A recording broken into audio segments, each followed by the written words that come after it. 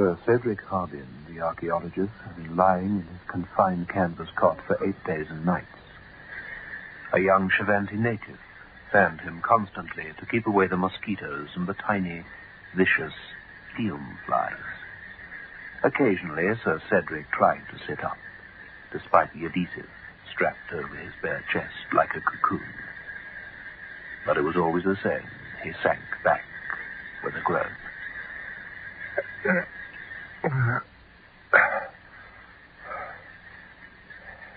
The Mato Grosso interior. Harbin, 3 broken ribs. Harbin? Sir Cedric Harbin. But boa constrictors are no respecters of titles. What's a knight of the realm to a great reptile disturbed from its slumber? It acted in the only way possible. It whipped its coils around the blundering human and squeezed and squeezed. And Sir Cedric, archaeologist, passed from the dimmed light of the jungle into and beyond midnight.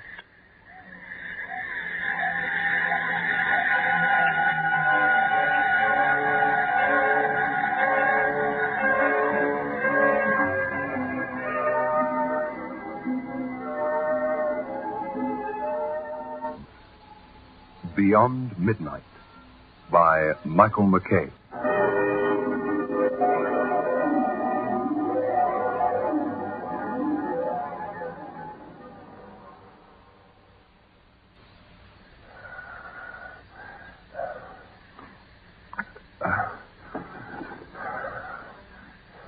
Thought I heard you. Are you in pain? Not much. Just bored. And disgusted. Haven't you gone to bed yet? Poor darling. Soaking wet. Get off from that darling. Diana. My dearest. How the devil can you be so bright and cheery after the confounded mess I've made of this expedition? Walking into that boa constrictor like a blasted tourist who'd never set foot in the Mato Grosso before. I don't know why I ever let this foundation talk me into this jaunt. On our honeymoon. What was I thinking of? Dragging you into this cauldron. Darling, if you can't sleep, at least try to relax. Here. Hurry. You can't go hunting your precious lost city with 3 broken ribs, and that's all there is to it. Now, stop fretting. Mario's got the situation well in hand. Mario? Oh, yes. A handsome and dashing young guy. Handsome? Is he? I hadn't noticed. Cedric, I do believe you're jealous. Of Mario? Ah, Senora, you're like a jungle orchid. Oh, darling, he's so corny. Did he really say that to you? Insolent half-breed swine. Send him in here. I'll sack him right now. You'll do nothing of the kind. All Brazilians make parties at every girl they meet from Europe. It's part of their good neighbor policy. But Mario's a very efficient guide.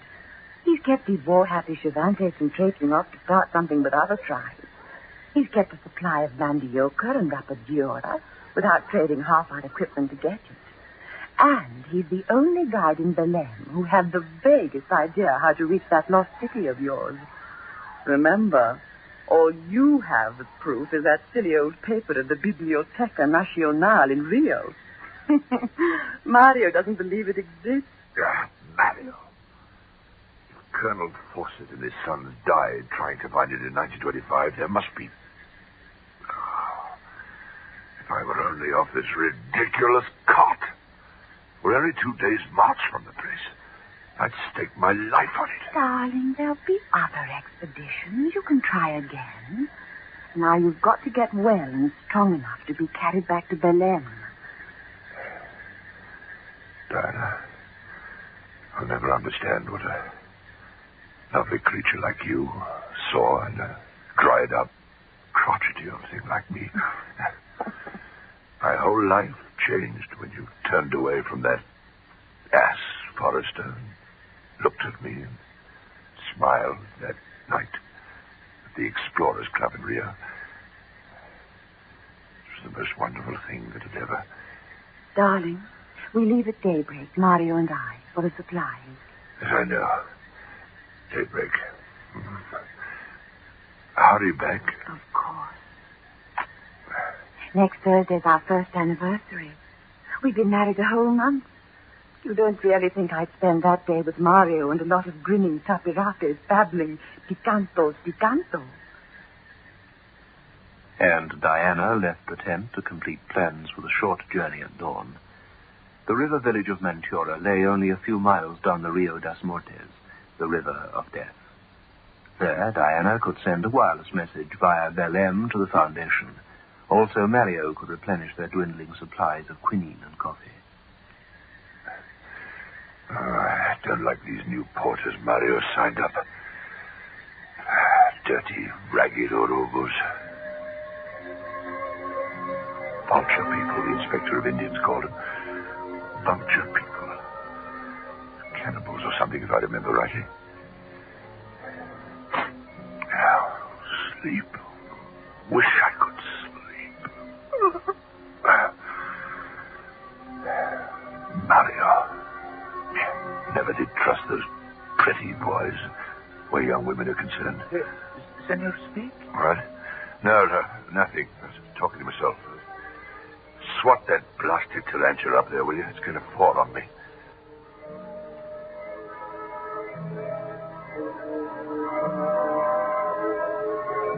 And Harbin slept fitfully.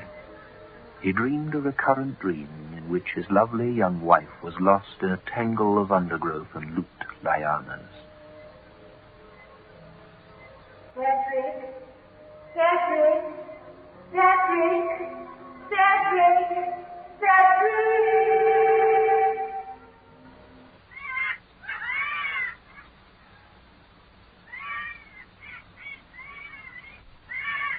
When the explorer woke once more, his head ached and the tent was steamy with mid-morning heat.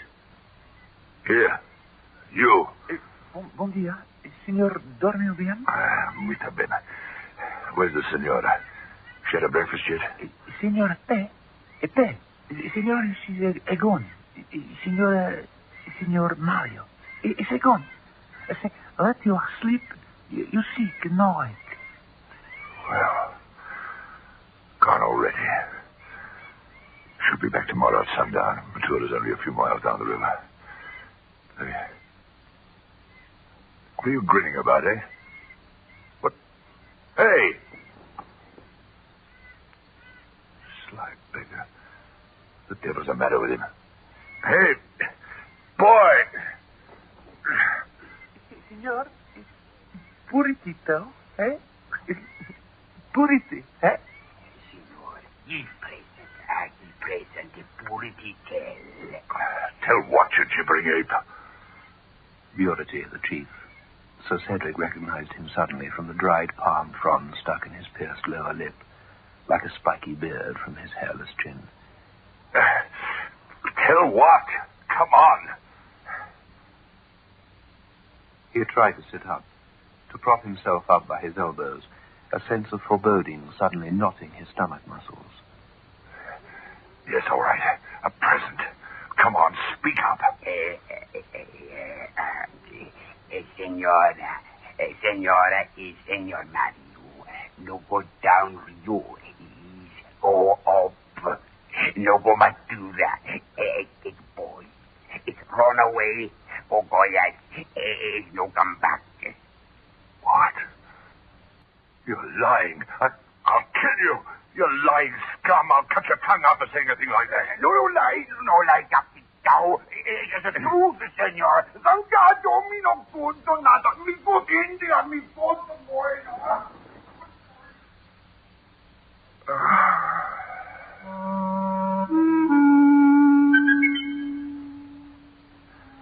He's lying. Of course he is. Diana would no more desert me in condition, and oh, would she? Could a middle-aged husband ever be sure of a young and beautiful wife? Mario is young, virile, whereas me, getting old. One day I shan't be able to satisfy her needs, maybe. She requires someone. Mario. No! Boy.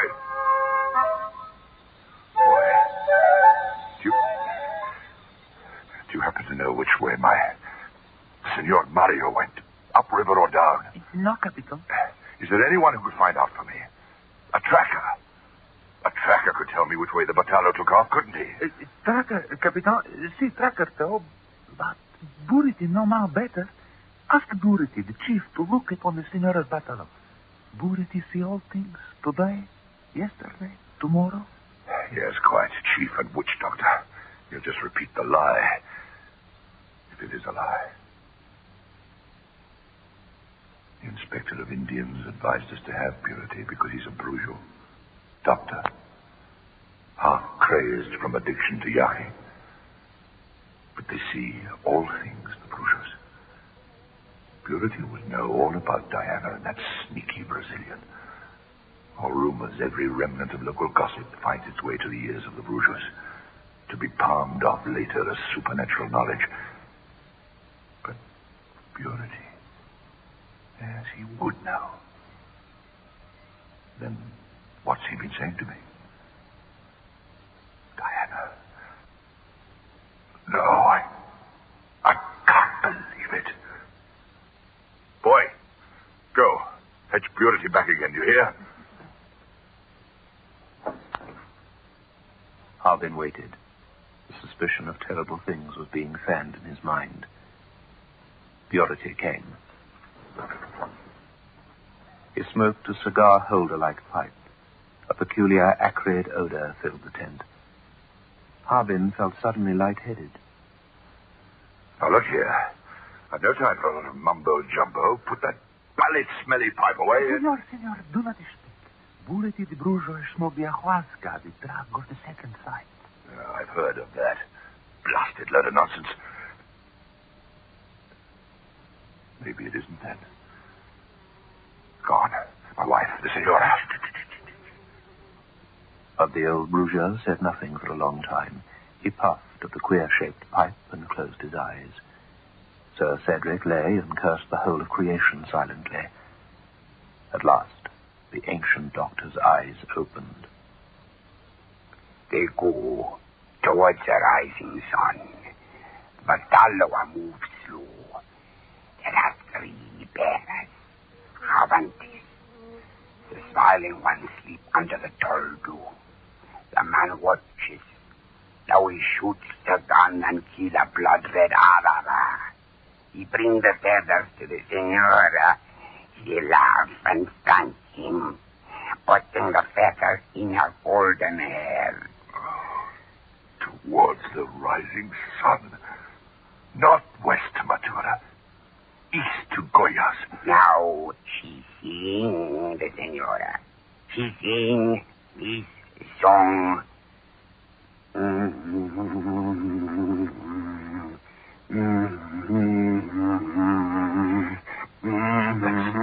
Never try to bind me. It's her favorite song. You lie. How can you be lying?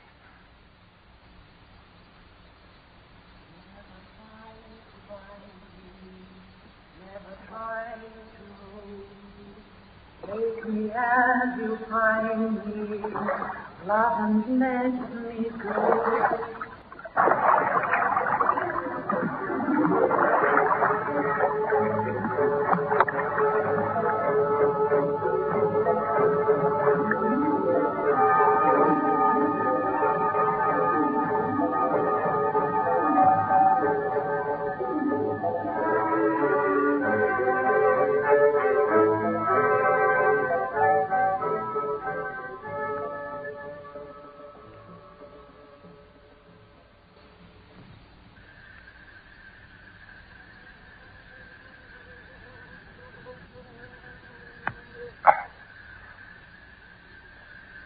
Is there more you wish to know, Capitão?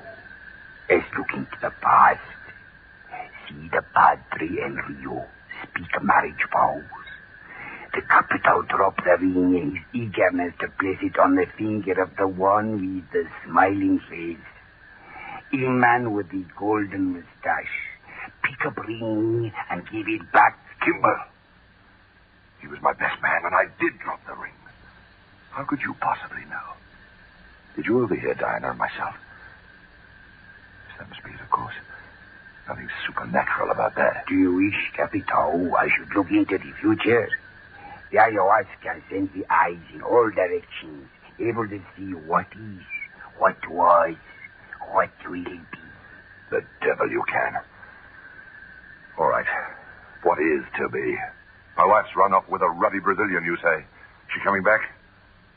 And Buriti the Bruger puffed again at the pipe, and his eyes began once more to take on that opaque, drugged look, the pupils widening until the iris had disappeared. Harbin watched, fascinated, trying to deny the hollow, sick feeling in his stomach. I see. I hear the smiling one screaming. It is written in the stars that the Capitão may keep before him for all the rest of his days the smiling face of his senora. But... Yes. Yes. But it is also written that the sight of it will also drive the Capitão into madness. This I see. No more. Rubbish, all of it. Capitão, forgiveness is better than vengeance. Get out of here. Jealousy is like a poison, Capitão. The senor stands where the trail forks. Think well. Get out! And the archaeologist fell back, soaked with sweat, onto his cot, helpless, alone. The old man left, and Harbin's mind sailed upstream, following a batalo, where a lovely blonde girl and a handsome young man sat very close together. Take me as you find me, but let me go. Diana! Smiling face. Blasted, she was always smiling, laughing at me. Insolent Brazilian. Well, I could only follow them, get my hands around his neck. First handsome, virile young idiot to come along, she'd left me. She'd left me with these grinning Charentes to get back to Bellum without a guide. Boy, where the devil are you hiding? Senor? Get me Buriti again. No, wait, he won't go. It's Urubu country. Ah, you porters, send them to me now. And the Chevante raced off, and returned almost immediately with 4 grinning vulture men. Harbin blurted out his order in Portuguese, then again a few halting words of Chevante, but the vulture men merely shook their heads, grinned, and looked foolish. Senora. He drew the form of a woman in the air with his hands. I want you to bring her back to me. He made a scooping motion with his hands towards himself. Suddenly, the eyes of the Urubu leader gleamed. He nodded, comprehending. Turi. White man. Ah, the white man. Mario. The devil with Mario. I don't care what you do about him. And he made a broad motion of dismissal, and the Urubu grinned delightedly. White man. The evil-eyed, heavily scarred man grinned again, and made a vague, but easily followed, throat-cutting gesture. And then he was gone with his flock, like eager scavenger birds.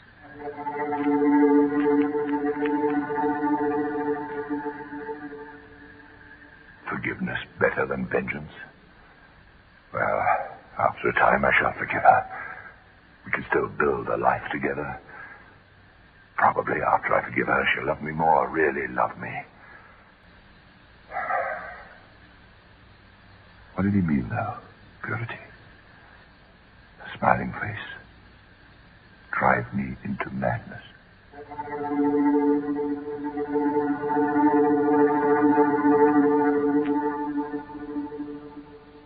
3 days passed, and then a fourth, and Sir Cedric Harbin lay and sweated helplessly in his cot. She'll cry, fling her arms around my neck and beg forgiveness. I will forgive her gladly. It's all I want, to get her back again. To have her back again, smiling. The smiling face, the same as always.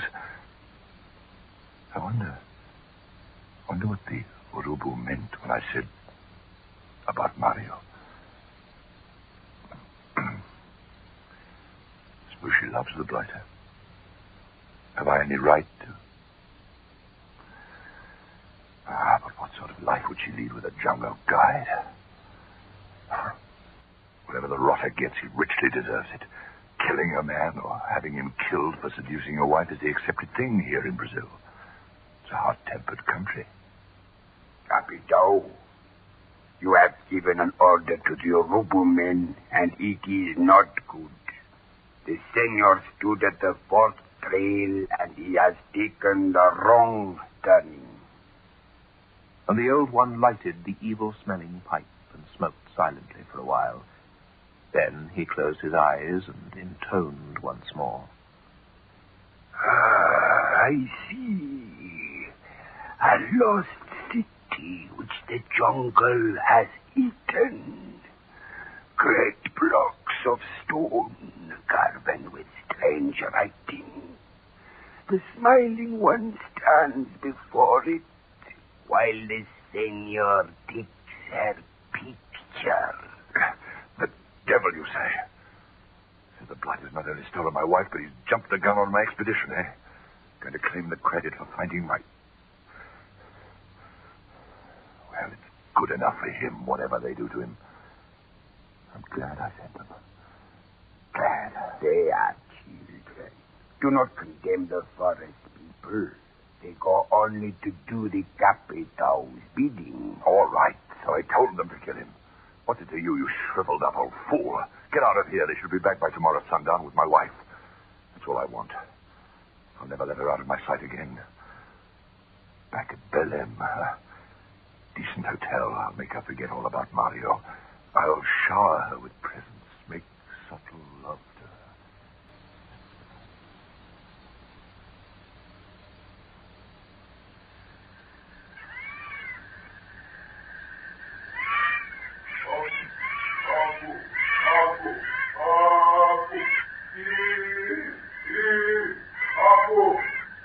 Sundown, the fifth day. They're back. They're back with Diana. Capitão, the Senor Mario is not with them. The 3 bearers of our tribe are stolen or escaped. But the smiling one, they have brought them back as the Senor ordered. Oh, good. Have they landed? Send them to me. Hurry. He braced himself for the sight of his wife, perhaps dragged angrily in between 2 grinning Urubus. But the chief came in alone and presented Sir Cedric Harbin with a crumpled sheet of paper. What's this? A note from her? My darling, I'm sending this message back by one of the Cervantes. By now you must know we didn't go to Matura and never planned to go. I persuaded Mario to take me on to your lost city, so your expedition needn't be a flop. My dear, it seemed to mean so much to you, and I couldn't bear to see you looking so disgusted with yourself. I didn't tell you because I knew you'd stop me from trying it alone.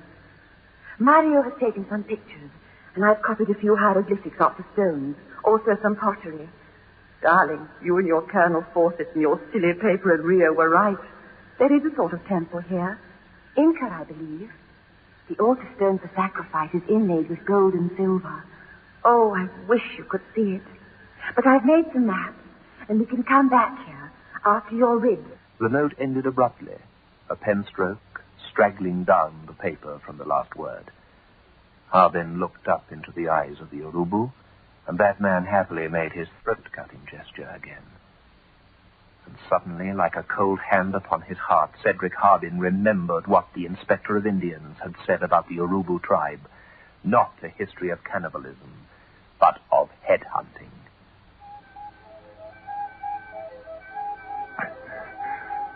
What have I made Diana witness? What terrible rights. She'll never forgive me. Risaldi, where's my wife? Tell her to come here. Bring her here quickly. The Urubu grinned evilly, nodding several times like a small boy proud of his homework. He returned, again, almost immediately, carrying a small wicker basket. Even before he jerked off the lid and saw the shrunken thing inside, lips stitched together in a hideous travesty of a smile, the long blonde hair unbound and carefully brushed clean of blood flecks, Harbin began to scream.